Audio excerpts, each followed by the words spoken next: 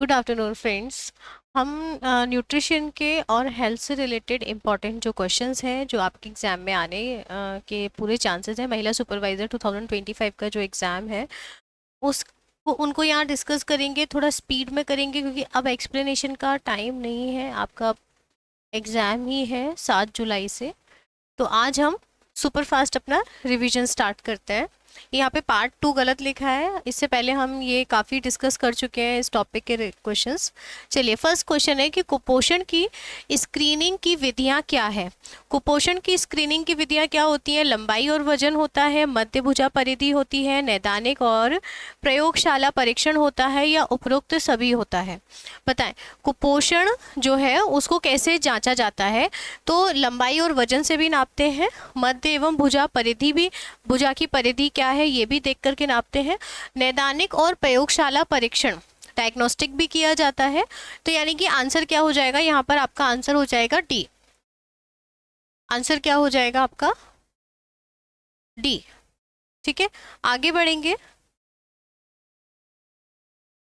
अगला question, colostrum बहुत अच्छा है क्योंकि इसमें भरपूर प्रोटीन एवं क्या पाया जाता है। क्या आंसर देना है हमें कि कोलेस्ट्रम बहुत अच्छा है। कोलेस्ट्रम आप सभी को पता होगा कि जो माँ के फर्स्ट मिल्क होता है, मदर मिल्क, उसे कोलेस्ट्रम कहा जाता है।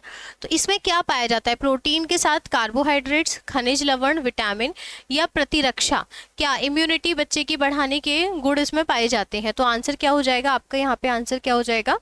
डी हो जाएगा। अगला देखेंगे, आंसर है हमारा क्या यहाँ पे? डी। अगला क्वेश्चन है हमारा क्वेश्चन नंबर 3, निम्नलिखित में से किसे छोड़कर सभी आईसीडीएस योजना के तहत लाभार्थी हैं। आईसीडीएस योजना में क्या कौन कौन लाभार्थी होते हैं? शारीरिक एवं दिव्यांग व्यक्ति होते हैं। निम्नलिखित में से किसे छोड़कर मतलब कौन इसमें शामिल नहीं है, हमें ये बताना है। तो शारीरिक एवं दिव्यांग व्यक्ति, 0 से 6 वर्ष के बच्चे, गर्भवती महिला, स्तनपान कराने वाली महिलाएं। ठीक है, इनमें से कौन शामिल नहीं है? क्या है आंसर आपका यहाँ पर?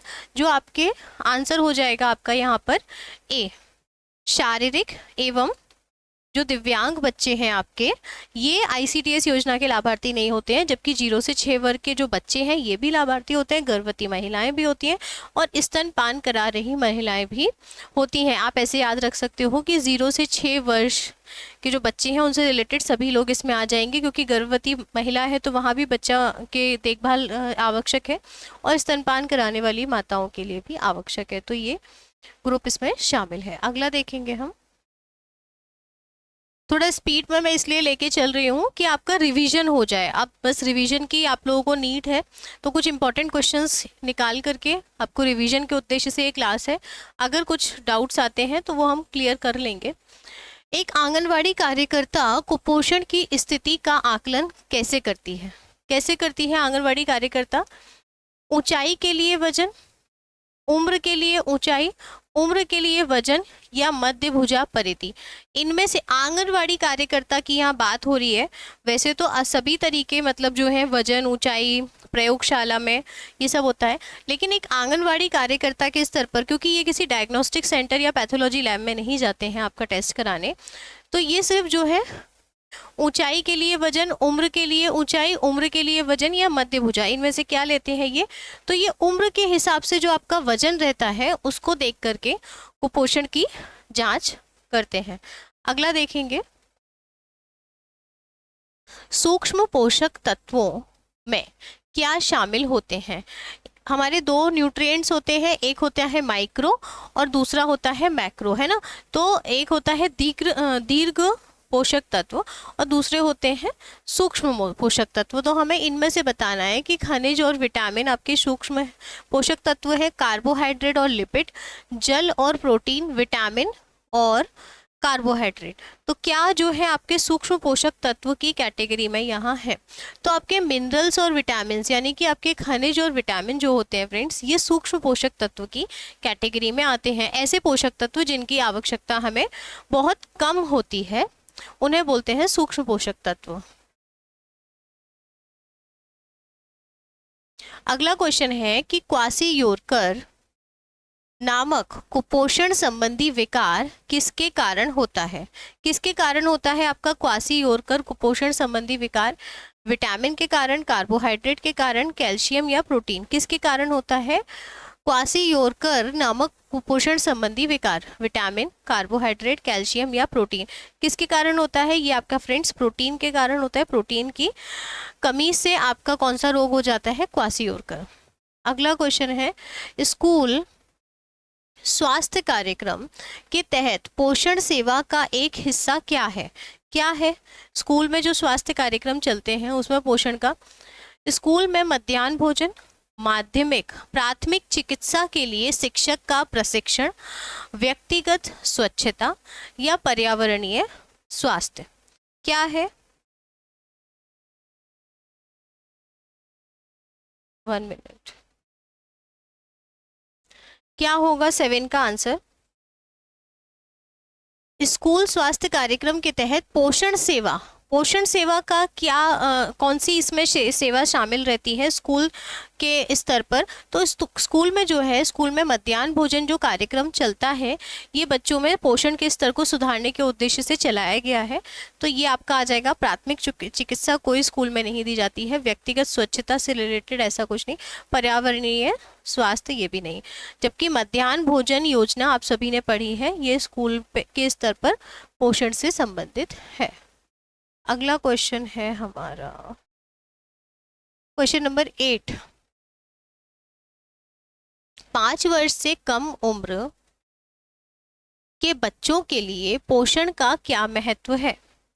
क्या क्वेश्चन है कि 5 वर्ष से कम उम्र के बच्चों के लिए पोषण का क्या महत्व है? बच्चों के तेजी से वृद्धि और विकास, बच्चा जंक फूड नहीं खा सकता है, यह अर्थव्यवस्था को प्रभावित करेगा और यह माँ पर निर्भर है। क्या होगा? जो 5 साल से कम उम्र का बच्चा है उसके लिए पोषण का क्या महत्व है? अगर वो अच्छा पोषण लेगा तो क्या होगा कि बच्चा जो है वो तेजी से वृद्धि और विकास करेगा। तो आंसर क्या हो जाएगा आपका यहाँ पर? ए हो जाएगा। अगला देखेंगे हम क्वेश्चन नंबर 9। CDS परियोजना में प्रमुख कार्यकर्ता कौन है? CDS परियोजना में कौन होते हैं? बाल विकास परियोजना अधिकारी होते हैं, उद्देशीय स्वास्थ्य कार्यकर्ता होते हैं, आंगनवाड़ी कार्यकर्ता होते हैं या सहायक नर्स या दाई होती हैं? कौन होता है इसमें शामिल? CDS परियोजना जो है फ्रेंड्स ये आंगनवाड़ी स्तर पर होती है, तो इसमें जो मुख्य कार्यकर्ता होते हैं वो कौन होते हैं? आंगनवाड़ी कार्यकर्ता होते हैं, क्योंकि ये आंगनवाड़ी के स्तर पर चलाई जाती है ये CDS परियोजना। अगला देखेंगे हम क्वेश्चन, विशेष स्तनपान शिशु को कब तक कराया जाता है? विशेष स्तनपान जो है शिशु को कब तक कराया जाता है? बताएं, किस उम्र तक कराया जाएगा? 1, 2 वर्ष या फिर 6 माह या 4 माह? तो विशेष स्तनपान बच्चों को जो है कब तक कराया जाता है? 6 माह तक। मतलब कि 6 माह की आयु तक ये कहा जाता है कि बच्चे सिर्फ स्तनपान करेंगे, उसके अतिरिक्त उन्हें कोई भी आहार नहीं दिया जाएगा, पानी तक नहीं पिलाया जाता है बच्चों को। अगला क्वेश्चन हम देखेंगे कि बच्चों में प्रोटीन ऊर्जा कुपोषण का प्रथम सूचक होता है। क्या होता है कि बच्चों में प्रोटीन ऊर्जा कुपोषण का प्रथम सूचक क्या होता है? आयु के हिसाब से अनुमानित वजन की तुलना में अधिक वजन होना, कमजोर एवं आलसी बच्चे, आयु के हिसाब से अनुमानित वजन की तुलना में कम वजन होना या भूख की कमी हो जाना। बच्चों में प्रोटीन ऊर्जा कुपोषण का मतलब पहला लक्षण क्या देखने को मिल जाता है? क्या होता है? आयु के हिसाब से अनुमानित वजन की तुलना में अधिक वजन, कुपोषण की बात हो रही है तो अधिक वजन तो नहीं होगा, ठीक है। कमजोर एवं आलसी बच्चा, आयु के हिसाब से अनुमानित वजन की तुलना में कम वजन, तो आंसर जो है ये कम वजन वाला हो जाएगा, सी हो जाएगा। कमजोर और आलसी, आलसी तो अभी अपन कुछ नहीं कह सकते कौन आलसी, ठीक है। भूख की कमी हो जाना ये भी नहीं, इसका आंसर हो जाएगा आपका सी। अगला देखेंगे क्वेश्चन नंबर 12। उचित पोषण के बारे में सही कथन की पहचान करें। उचित पोषण के बारे में सही कथन की पहचान करना है। 1 सेकेंड।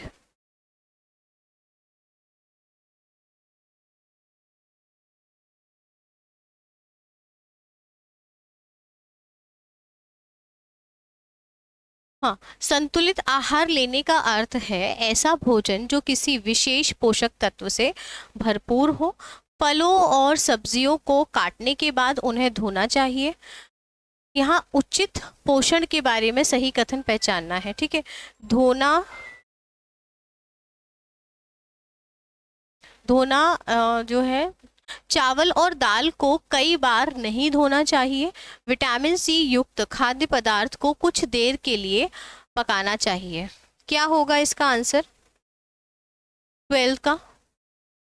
उचित पोषण के बारे में सही कथन क्या है कि जो है आपका चावल और दाल को कई बार धोने से क्या होता है कि चावल में से स्पेशली विटामिन बी निकल जाता है, क्योंकि विटामिन बी और सी जो है ये वाटर सॉल्युबल होते हैं और कई बार अगर हम इन्हें धोते हैं तो विटामिन बी और सी जो है निकल जाता है। इसलिए चावल और दाल को कई बार धोना नहीं चाहिए, ठीक है। ये देखो, फलों और सब्जियों को काटने के बाद धोना चाहिए। अगर काटने के बाद धोएंगे तो उसमें से भी वाटर सॉल्युबल विटामिन्स निकल जाएंगे।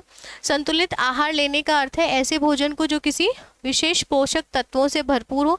संतुलित आहार में सिर्फ पोषक तत्व विशेष नहीं आते हैं, सभी कुछ आते हैं, तो ये भी हट जाएगा।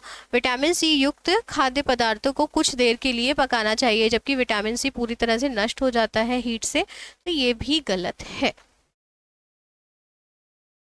आंगनवाड़ी कार्यकर्ता एएनएम को 2 से 3 साल के बच्चे को एक दिन में माँ देखभाल करने वाले को डैश खाना देने के लिए कहना है। 3 बार, 4 बार, 1 बार या 6 बार। जो आंगनवाड़ी, मतलब सीधी बात यह है कि 2 से 3 साल के बच्चे को एक दिन में कितनी बार भोजन देना चाहिए, तो 3 बार भोजन उसको देना चाहिए। कितनी बार देना चाहिए?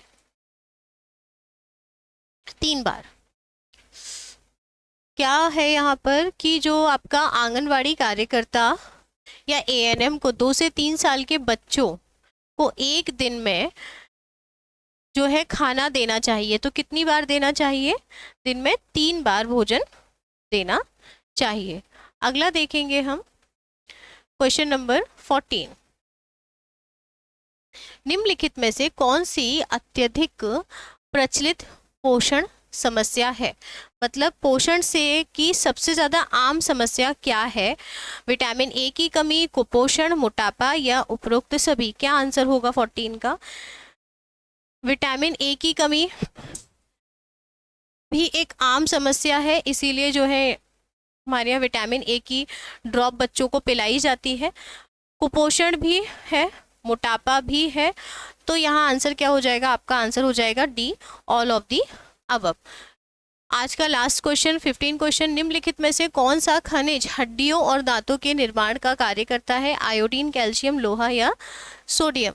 कौन करता है? कमेंट सेक्शन में आप लोग इसका आंसर बताना। बहुत ईजी है, मैं इसका आंसर नहीं बता रही हूँ, क्लास को मैं जो है इसीलिए विदाउट आंसर बताए छोड़ रही हूँ। उम्मीद करती हूँ आप लोग कमेंट सेक्शन में इसका आंसर बताओगे। सीखने की भूख ही आपको आपकी मंजिल तक पहुँचाएगी, इसलिए हर दिन कुछ नया सीखने का प्रयास करते रहें। थैंक यू सो मच, मिलते हैं नेक्स्ट सेशन में। ये रिकॉर्डेड बनाने का इस क्लास को उद्देश्य ये है कि आप लोगों का स्पीड में ज़्यादा क्वेश्चन कर सकें हम। Thank you.